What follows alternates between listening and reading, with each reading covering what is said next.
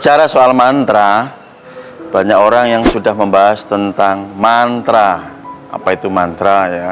Kali ini saya akan membahasnya bersama kalian, bersama Anda semua, para subscriber Pondok Hipnotis Indonesia. Mantra, kalau kita tinjau dari kamus Wikipedia, ya, mantra adalah bunyi atau suku kata atau kalimat yang dianggap mampu menciptakan perubahan secara spiritual. Secara etimologi, mantra berasal dari suku kata man dalam kurung manana dan kata tra dalam kurung trana yang berarti pembebasan dari ikatan atau samsara atau dalam dunia yang fenomena ini. Oke, kita akan membahas mantra, yaitu kan arti kata mantra dari kamus Wikipedia. Nah, karena di Indonesia mantra ini kan cukup tidak asing ya, artinya bangsa Indonesia ini sudah mengenal mantra. Oke, kali ini saya akan membahasnya bersama kalian.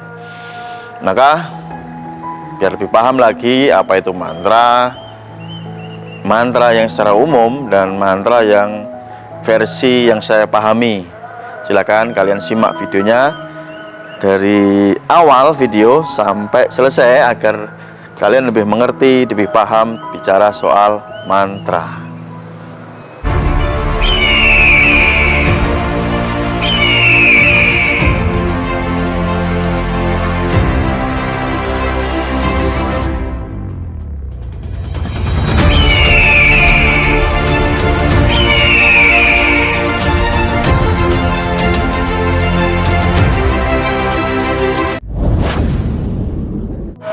Assalamualaikum warahmatullahi wabarakatuh. Kembali jumpa dengan saya Mas Nuk dari Pondok Hipnotis Indonesia. Kali ini saya Mas Nuk akan membahas yang bernama mantra. Oke, mantra itu apa dan meliputi unsur apa saja, dan apakah tujuannya dari mantra itu diciptakan atau nanti Anda bisa menggunakan.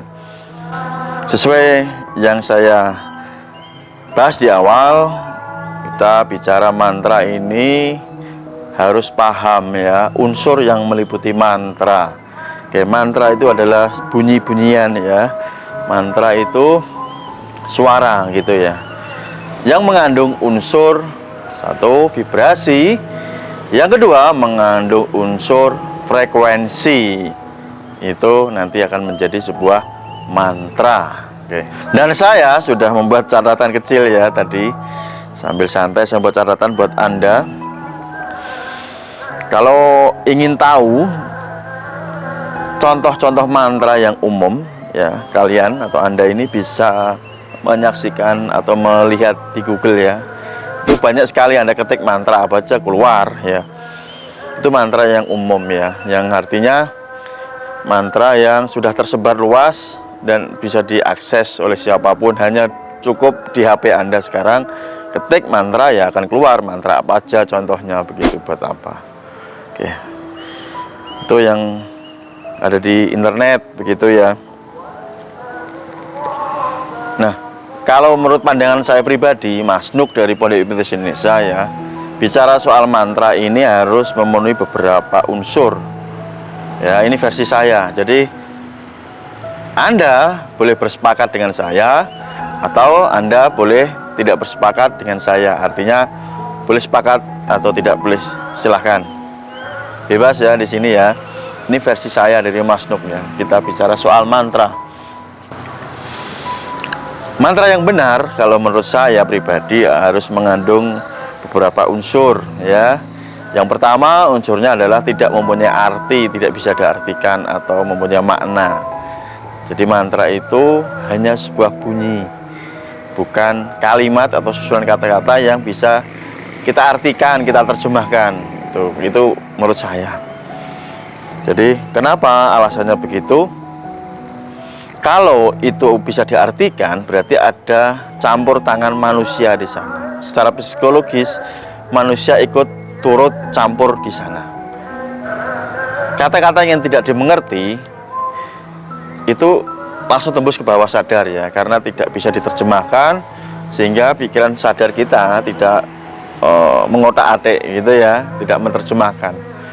Tetapi kalau kata-kata atau bunyi-bunyian ini tidak bisa dimengerti, nah itu akan tembus ke bawah sadar. Oke. Saya berikan contoh yang mungkin paling mudah. Sebuah kata-kata jika tidak mengerti ya bisa mengandung unsur mantra. Tapi jika kata-kata tersebut dapat dimengerti ya akan menjadi sebuah bahasa. Orang yang bicara dengan bahasa Indonesia sama-sama paham ya akan menerjemahkan gitu ya di otaknya. Tapi ketika orang itu diajak bicara dengan orang lain dan kita tidak paham bahasanya, tidak bisa mengartikan, itu ya termasuk mantra gitu. Itu simpelnya begitu. Karena ada campur tangan dari manusia, kalau kita mengartikan, maka menurut pandangan saya Mas Nuk itu ya tidak murni ya, tidak murni mantra. Yang di Google itu yang kata-kata yang katanya mantra itu kan kita bisa mengartikan ya. Misalkan sun matak ajiku ya kan sudah tahu artinya. Artinya saya berniat untuk mengeluarkan ajian saya kan begitu dan sebagainya. Selama kita bisa mengartikan, kita buat arti ya menurut saya pribadi itu bukan mantra. Oke? Karena ada unsur campur tangan dari manusia.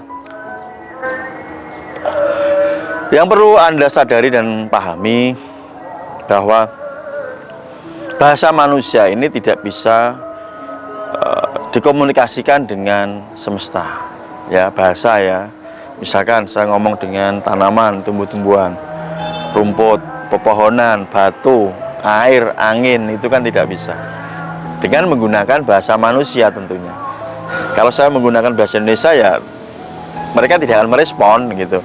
Menggunakan bahasa Jawa, bahasa ibu saya juga mereka tidak merespon, atau bahasa apapun yang intinya menggunakan bahasa manusia. Namun ketahuilah dan pahami bahwa tumbuh-tumbuhan, air, angin, atau batu-batuan dan sebagainya ini bisa merespon dengan bunyi. Anda membunyikan musik, suara ya, suara musik tanpa harus ada tahu artinya juga tumbuh-tumbuhan dan alam sekitar ini akan merespon. Oke? Atau Anda mengucapkan kata-kata yang tertentu ya, dan tidak perlu tahu maknanya, artinya nanti juga akan direspon gitu ya. Itu mantra kalau menurut saya gitu. Oke, saya akan membahas lebih detail lagi biar Anda lebih mengerti. Kita sebagai muslim nih ya, saya juga muslim nih, percaya, mengimani bahwa nanti akan tiba yang namanya hari kiamat. Nah, yang menarik adalah fenomena ketika terjadi hari kiamat. Hari kiamat itu akan didahului dengan yang namanya bunyi sangkakala atau trompet yang ditiupkan oleh malaikat, sehingga bumi nanti hancur, alam semesta akan hancur. Ingat, yang dilakukan oleh malaikat itu adalah membunyikan trompet, yang artinya adalah bunyi tanpa makna, mengerti ya, yang mengandung unsur vibrasi dan frekuensi. Begitupun nanti saat hari pembangkitan atau kita dibangkitkan kembali, akan ditiup trompet lagi dan semua akan kembali seperti semula. Kita yang sudah jadi tulang belulang, kita akan dibangkitkan seperti semula. Jadi mantra ini terkait dengan penciptaan dan penghancuran, creation, gitu ya, ngerti ya. Nah, yang menarik kan di sini ya, kalau Anda cerdas, Anda paham, malaikat meniup trompet ini tidak mengandung kata atau kalimat, itu hanya bunyi yang mengandung frekuensi dan vibrasi tertentu, ya. Paham, ngerti ya? Vibrasinya kuat, ada frekuensi tertentu begitu. Oke. Di video kemarin yang terdahulu saya bahas tentang kekuatan suara, the power of sound. Saya membahas tentang kata aum, aum. Nah, buat teman-teman yang belum menonton, silahkan nanti bisa dicek di sini ya, di atas ya, atau saya taruh di bawah di deskripsi. Ya, artinya saat Anda mengerti unsur mantra itu terdiri dari bunyi, terdiri dari vibrasi, getaran, dan juga frekuensi, Anda bisa menciptakan mantra sendiri. mengerti sesuai dengan tujuan Anda. Oke. Jadi kesimpulannya ya terserah kalian, terserah Anda.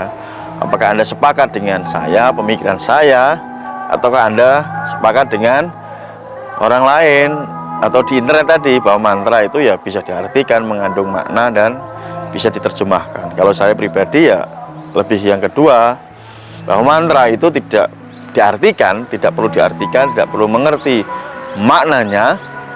Yang penting mengandung unsur bunyi, mengandung unsur vibrasi dan juga mengandung unsur frekuensi. Oke, pilihan di tangan Anda. Silahkan Anda belajar tentang mantra biar lebih paham. Oke, sampai jumpa di next video. Buat yang belum subscribe, ya seperti biasa silahkan subscribe dulu di sini dan juga aktifkan notifikasi loncengnya. Buat Anda yang ingin ikut di kelas pelatihan saya tunggu. Silahkan Anda hubungi nomor WA yang ada di kolom video atau di deskripsi di bawah video. Terima kasih, sampai jumpa di next video. Salam hormat dari saya Mas Nuk, salam hipnosa. Wassalamualaikum warahmatullahi wabarakatuh. See you, dadah.